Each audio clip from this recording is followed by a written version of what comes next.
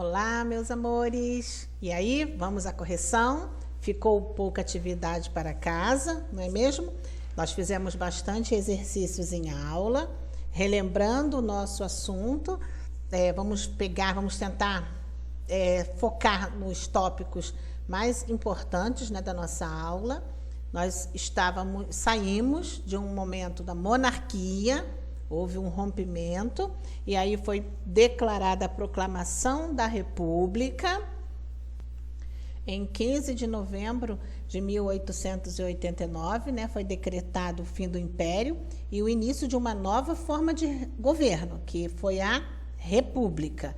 Muito bem, nós podemos dividir esta época em dois períodos. O primeiro foi a República da Espada, de 1889 a 1894, e a República Oligárquica, de 1895 a 1930. Eu vou tentar fazer aqui, que não temos espaço nenhum nessa página do livro, fazer esses esqueminhas, eu gosto de fazer isso. Lembra que nós fazíamos em aula? Aqui não vai dar, aqui ao lado não dá para escrever. Bom, vou repetir para vocês, porque essa questão é muito importante o aluno saber essa linha do tempo. Você não é obrigado a saber todas as datas, todos os fatos, todos os personagens, não. Mas você precisa ter noções, né? Nós estávamos na monarquia. A monarquia é um sistema de governo muito diferente do que é a república. Nós já fizemos exercícios caracterizando de forma bem clara esses dois momentos, né? A monarquia, que ela é regida por um imperador, por um rei, e nós sabemos que na república tem que ter um presidente. Nós também vimos que na república existem os três poderes, na monarquia existiam os três, só que também tinha o quarto poder, que era conhecido como poder moderador, onde o rei podia eliminar, abolir toda e qualquer outra lei criada pelos outros poderes, o governo passava de geração a geração, era hereditário, né? O pai não podia mais, estava muito velho, doente, passava para o filho, mesmo que ele fosse criança. Então, teria que esperar, teria toda uma estrutura para que aquele governo continuasse, mas já no nome do filho. E aí nós estamos chegando na República. Essa República, ela tem dois momentos. A República da Espada, por que espada? Quem é que lembra? Foi um período governado por dois militares. Quais eram os nomes dos militares? Marechal Deodoro da Fonseca e Marechal Floriano Peixoto. Muito bem. E também nós temos que lembrar que em 1891 foi promulgada a primeira Constituição Brasileira, Republicana do Brasil, após a reunião de uma Assembleia Constituinte convocada por uma junta militar, e foi amplamente inspirada na Constituição dos Estados Unidos, tá bom? E aí depois, a partir de 1895, a denominação mudou, né? Não era mais República da Espada, era República Oligárquica, que recebeu esse nome devido à denominação do cenário político pelas oligarquias rurais. Oligarquia, a gente sabe que é um governo para poucos, né? Onde o poder fica centralizado em um grupo bem menor. E ela recebeu esse nome devido, né, à dominação do cenário político pelas oligarquias rurais, principalmente as de São Paulo, Minas Gerais. Essa influência maior na política de paulistas e mineiros foi chamada de, qual era o nome? Política do café com leite, que ela constituiu basicamente um trato velado entre dois estados por alternância de presidentes, ou seja, um mandato seria mineiro, outro seria paulista, permanecendo o poder na mão dessa oligarquia. Esse foi um breve resumo que nós fizemos sobre a nossa aula de História, e agora nós vamos para a correção dos exercícios. Nós vamos ver a questão do voto, não é? Nessa Constituição vinha especificando quais grupos poderiam participar desta eleição, votar ou até mesmo serem votados. As frases a seguir descrevem moradores do Brasil na época da República Velha. Assinale as alternativas que tratam de pessoas que poderiam ser eleitoras, de acordo com a Constituição de 1891. A letra A senhora Maristela Oliveira tem 35 anos, é brasileira, analfabeta e solteira. Ela pode votar, crianças? Não poderia, né, ser eleitora porque é mulher e analfabeta. Letra B. Carlos Durelli tem 25 anos, é brasileiro, casado, trabalha na lavoura de café e não sabe escrever.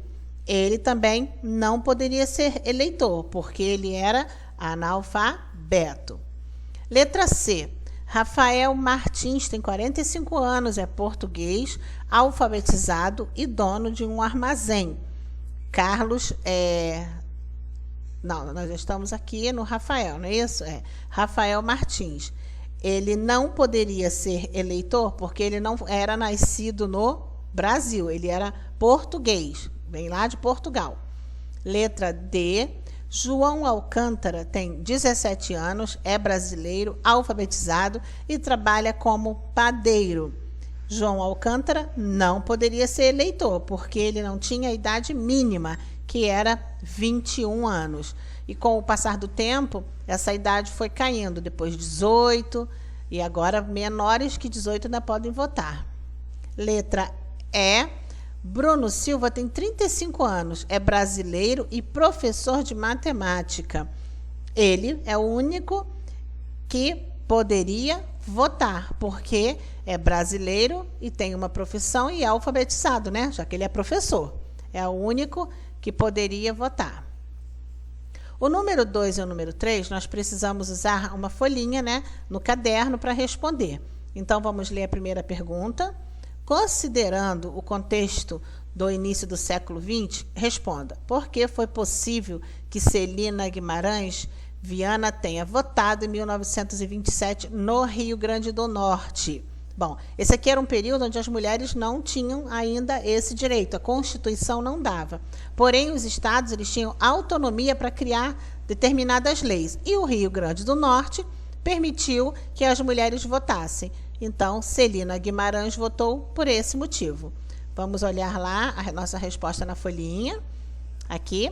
No Brasil, na época da Primeira República, os estados tinham liberdade de criar e aprovar leis. Com isso, o estado do Rio Grande do Norte permitiu o voto feminino, mesmo ainda não estando na Constituição. O número 3, nós temos um texto, né, um pequeno texto, que trata da política do café com leite. República do Café com Leite. Foi no governo de Campos Salles que a política do café com leite surgiu, para acabar de uma vez por todas com as brigas pela presidência. Havia agora um revezamento de poder. Seria como se, a cada mandato, um estado do Brasil pudesse eleger o presidente. Mas, como São Paulo, grande produtor de café, e Minas Gerais, grande produtor de leite, eram os estados mais poderosos, não tinha vez para outros estados, não.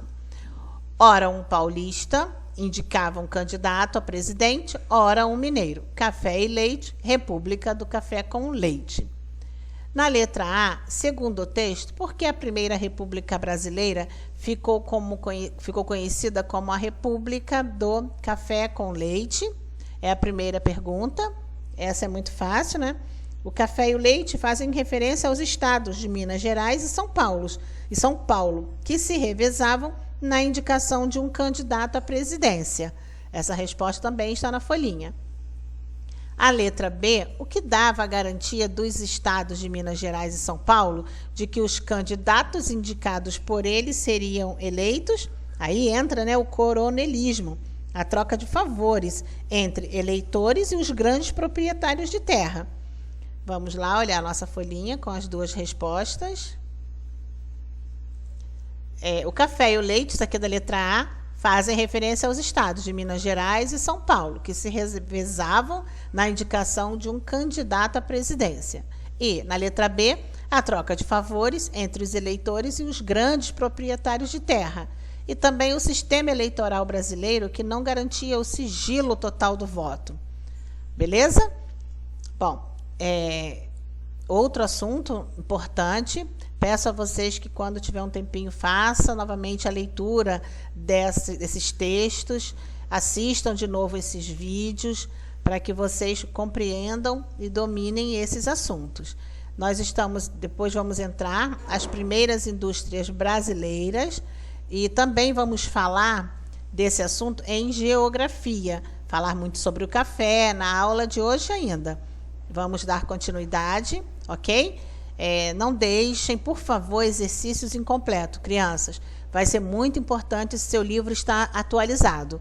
Em breve tudo isso vai passar e nós vamos voltar à nossa prática diária. Então você não pode ter nada pendente. Valeu? Beijão no coração. Vamos para a geografia.